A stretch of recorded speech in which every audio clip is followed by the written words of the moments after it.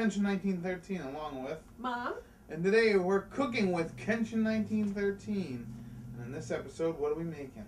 Vodka sauce. Yes, this is a delicious sauce with that you can use penne or rigatoni or even what's the other one? Any macaroni that will the sauce will cling to, because you want to taste all the goodness that comes from this sauce. So let us get started. Okay. One of the things that we're going to show you are all the ingredients that we put in the vodka sauce, and then as we're making it, I'm going to tell you some substitutions that you can use as well. So we're going to use a pound of bacon, and you try to get the leanest one that you can get. This one happens to be a low salt bacon, because you don't need all that extra sodium. Then we're going to use a large can of puree. This is a 28-ounce can. You can also use a large can of crushed tomatoes if you choose to. Yeah. We're going to use some half and half. Creamer, yes. Butter. Butter. Your pasta. We're happen to be using rigatoni today, but my favorite is actually the penne. They're the ones that look like a pen with lines in it. And we're also going to be using some plain vodka. I also use a little bit of garlic powder, and that's about it. Okay, we're going to take our skillet and turn it on so it starts to get warm. Yeah, you don't even need to put oil in this. No, because you're going to have your bacon. Because the bacon is going to make its own oil. And what we want to do here is what we're going to do is to cube it into small pieces. And if you chose not to use bacon, I know many people do not eat pork, you can do the same thing with chicken chunks. You would just cut up your chicken into chicken breast into chunks. You could also use shrimp if you wanted to make a shrimp style. Yeah. So you do not have to use bacon. But we usually use bacon because bacon usually gives it the most flavor. Right, and it's the traditional one. You could also use, instead of bacon, you can use pancetta, which is the Italian bacon that you might have seen in a previous episode when Nick made carbonara. And so yeah, basically we'll just be cutting up the bacon in the smaller chunks. If you see something that's got, a piece of bacon's got a lot of fat, just take it off. Sometimes I've cut where it's had a lot. I've just cut off that piece of fat off of it. But yeah, this looks like pretty leaner type of bacon. I've seen bacon that's been real fatty. So you just want to, after that, just put the bacon, a little bit of bacon in the and you're going to get it crispy. Yeah, basically what we want to do is get it pretty crispy. Nice, get all the flavor from the bacon. And if we got any extra fat from this, we're going to render it out. But over here, we've already started boiling our water for macaroni. Hopefully it'll be done while we're done with the sauce, because the sauce actually doesn't take too long. Probably the hardest process is actually just cooking the bacon, or if you're using chicken or the shrimp. Now with chicken, you would probably want to flavor up the chicken a little bit, maybe put a little garlic powder, little onion powder, just season up the chicken a little bit. Like with the bacon, we're going to be getting tons of flavor, so we won't need to, we definitely won't need to, season the bacon at all. Vodka sauce over the last several years has become very, very popular. Yes. You'll see it at weddings. You'll see it on the menu. Penne alla vodka. Yeah, at almost every Italian restaurant. And we ended up with that. This was not a traditional meal in our home, but we had gone to a party and at a restaurant, and they had penne alla vodka. And it was good. So we asked, how the hell do you make it? We were talking to my niece who was there, and she says, she goes, I have a great recipe that my husband makes. She goes, I'm going to send it to you. And we've been making our own ever since. Yeah, vodka. You can pay a lot when you're buying it in the jar, or if you're buying it from a deli, you can just buy the sauce. Yeah, vodka sauce, you can literally now go to the store and find like jars of it, like Progresso and stuff. Yep. But I'd rather just make my own. It's much cheaper, and also I can control what goes in it. So yeah, we're just going to continue to fry up the bacon until it's nice and crispy, and we'll come back when that is all said and done.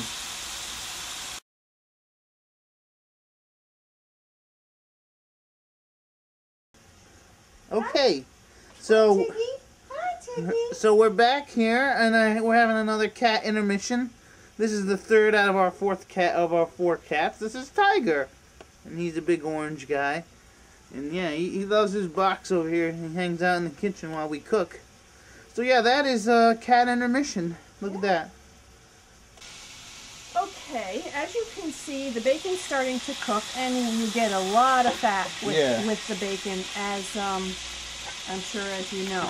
So what I usually do, if there's a lot of fat, I start to take some of it out. Yes, this process is called rendering.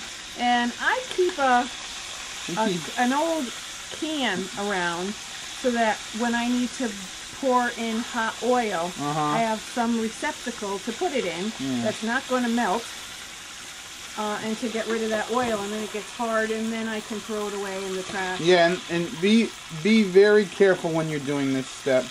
My mom is a I guess she's semi-trained, she's a professional.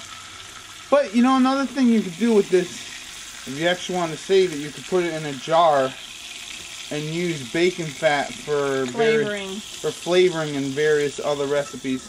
So what you want to do is just kind of do that. I mean, you don't have to.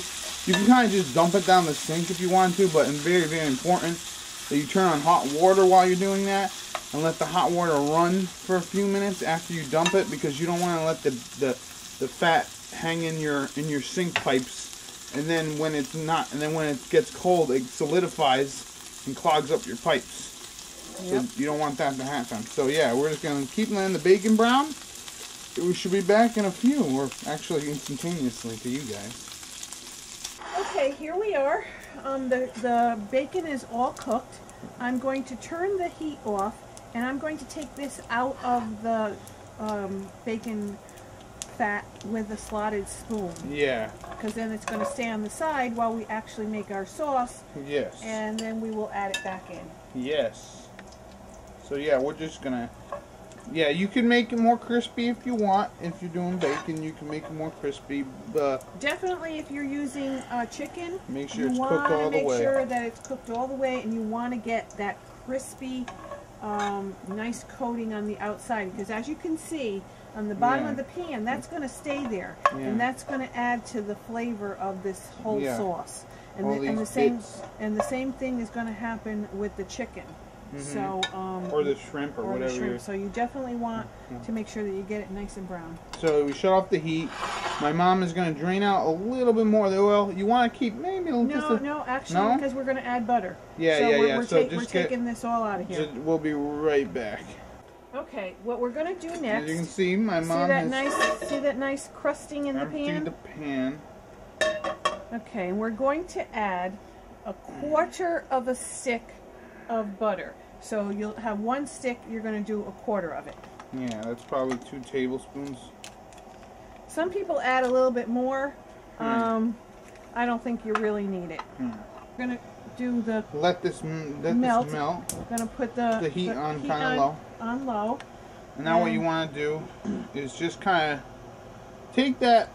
Well, I mean, you don't have to do it right now, but just let the butter melt, and if you can, start rendering No. Deglazing,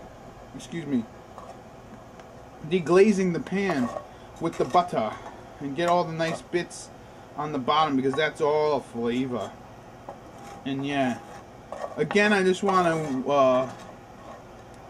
I just want to warn everybody that you know, or tell everyone, just be very careful when you're dealing with the hot bacon oil, because it's very hot.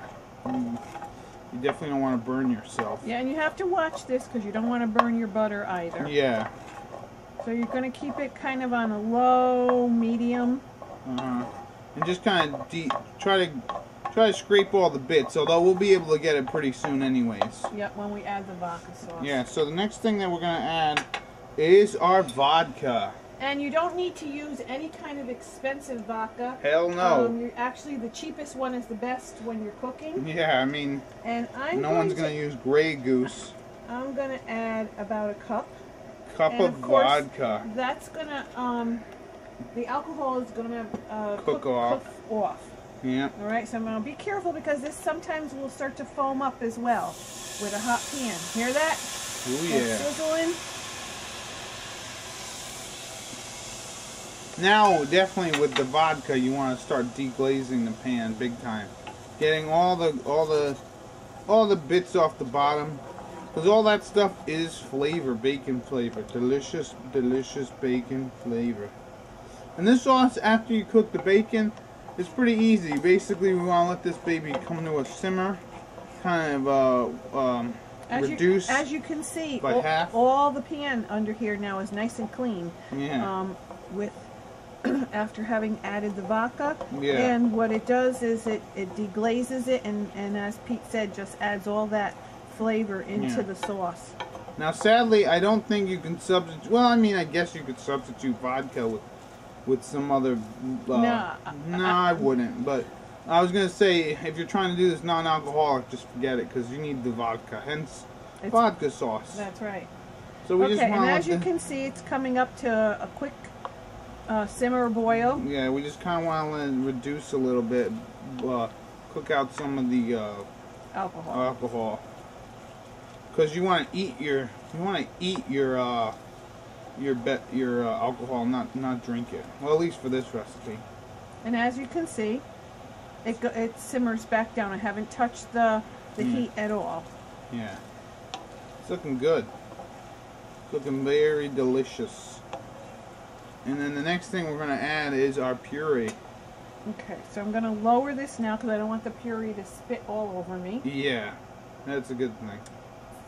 I don't know if we mentioned, but this will actually make 2 pounds of pasta. Yeah. This will coat 2 pounds of pasta very, very nicely.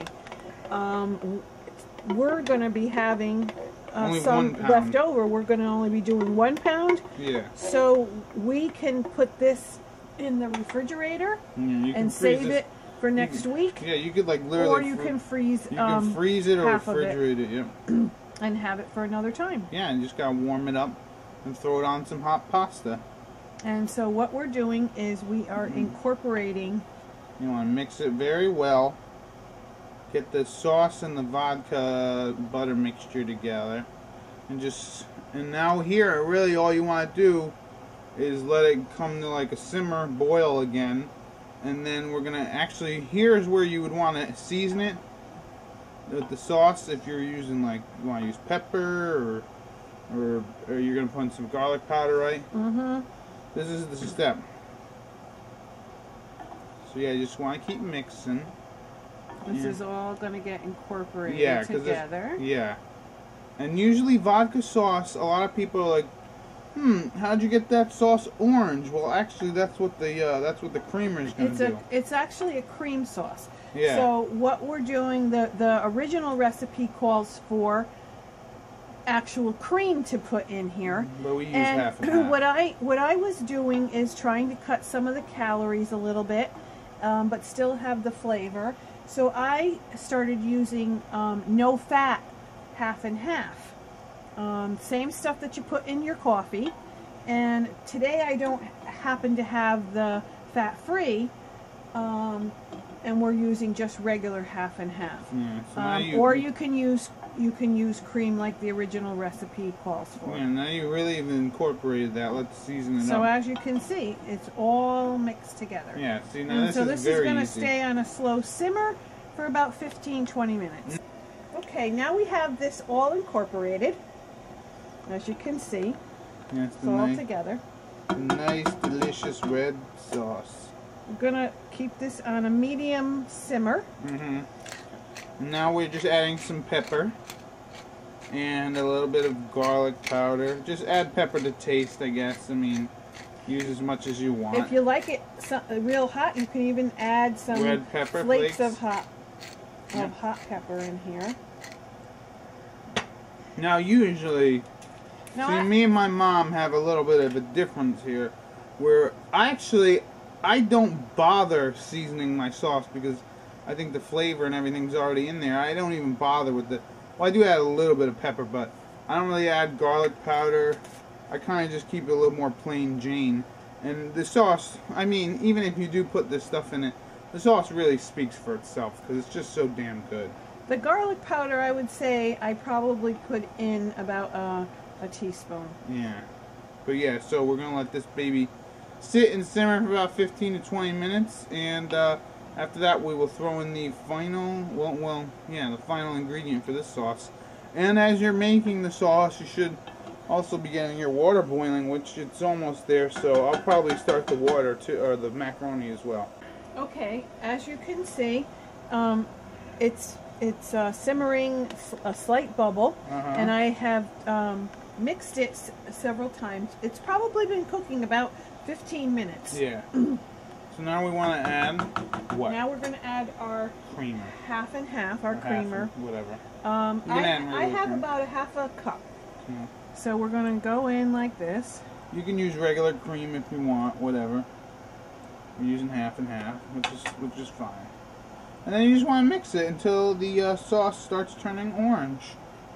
And we might need to put a little bit more in, but I think... It's almost like a pinky flavor. Yeah. I mean, a pinky color to it.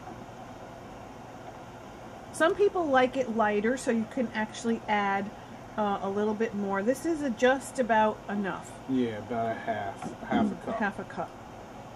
And now we would let this baby come simmering, but it shouldn't take... For about 5 minutes. It shouldn't take too long, but the very, very, very last thing that we do, obviously, is we're going to add the bacon back in. Now, if you were doing it with chicken, excuse me, or shrimp, you would probably want to add it in pretty soon. But with the bacon, you kind of want to add that in at the very last second so it stays kind of crispy, instead of starting to absorb the sauce and turning kind of chewy again. And our pasta's cooking away. Yeah. And, so we will be back when the pasta's ready. We'll throw in the bacon and finish it all off. Yum. Okay, now this has been simmering for a few minutes. About 5 minutes, 7 minutes. Now we're going to add our bacon back in. And this is the last step. The pasta's all set. Yeah, we're just going to dump it, and then we're going to mix this around. Quick mix, turn it off. Yeah. We have added our macaroni, and it is delicious. You got to be quick about it. Now we're just going to add about half of our sauce here, just due to the fact that you only need 1 pound of pasta for about half the sauce, and then you can refrigerate the rest. But yeah, doesn't that look yummy? Let me tell you, the bacon smell that came out of here was good. There we go. Get my shadow out of the way. And you can put as much or as little as you like of the pasta sauce. I'd add another scoop of it. What do you think? Mm-hmm. And you can always have a little on the side if you want to add extra. So yeah, look at this deliciousness, huh, Mom? It's very good. Yes, it is. And this is a special bowl. Yeah, this is a special... This is Grandma's bowl. Oh, look at that. We're using our grandma's bowl. Or my great-grandma. My mom's grandma. So yeah. Okay, look here at that. we Now go. we're going to taste it. Alright. Alright, so here is our vodka sauce. Look at that. Yummy, yummy. You can see the little bits of bacon on top. Yeah. This sauce also, you usually don't put cheese on top of it, but you know, it's everybody's preference. So if you care for some cheese, you can add it. You can add some parsley on top to make it look pretty if you're presenting it. Throw the old garnish. So yeah, let me give it a try. That is good. Holy moly, that's good. You know what? I might have to change my tune about making actually cooking it a little longer, because usually I don't. But this is actually very, very good. Mom always knows best. Yes, she does. So this has been Pete, or Kenshin1913, along with Mom. And this has been another Cooking with Kenshin1913. Enjoy and happy eating.